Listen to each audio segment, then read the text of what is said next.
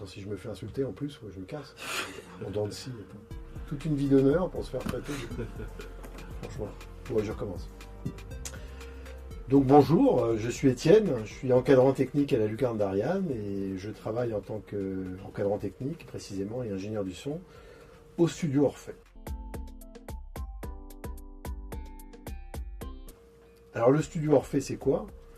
C'est un studio d'enregistrement et de post-production qui est situé dans le centre pénitentiaire de Fresnes et qui emploie 6 techniciens son, alors qui sont détenus dans le centre pénitentiaire de Fresnes et qui bénéficient à la fois d'une formation qui est délivrée par l'INA, l'Institut national de l'audiovisuel, donc formation au métier du son, et également d'une expérience, puisque le studio vise à réaliser des travaux de production, essentiellement dans tout ce qui est livre audio. Donc on assure l'enregistrement et la post-production de livres audio qui sont ensuite diffusés sur les principales plateformes pour nos clients qui sont des éditeurs principalement.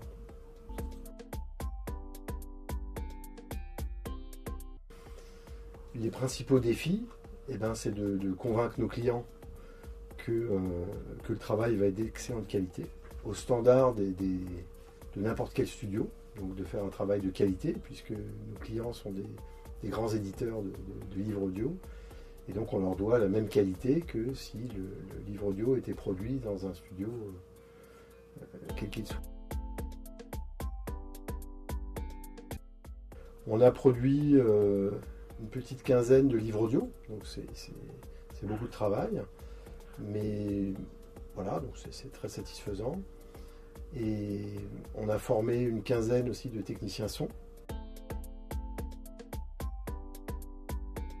Donc les différences, elles sont malgré tout notables, puisqu'on travaille avec une équipe de 6 techniciens son qui sont des détenus, qui ne sont pas non plus des ingénieurs du son expérimentés. En fait, quand on parle de 6 techniciens son, c'est pas des clones, ils ont des profils très variés, ce qui permet de s'adapter aux exigences de nos clients, puisque il y en a qui vont avoir des compétences, on va dire, plus tournées vers l'enregistrement, l'accueil des comédiens, etc.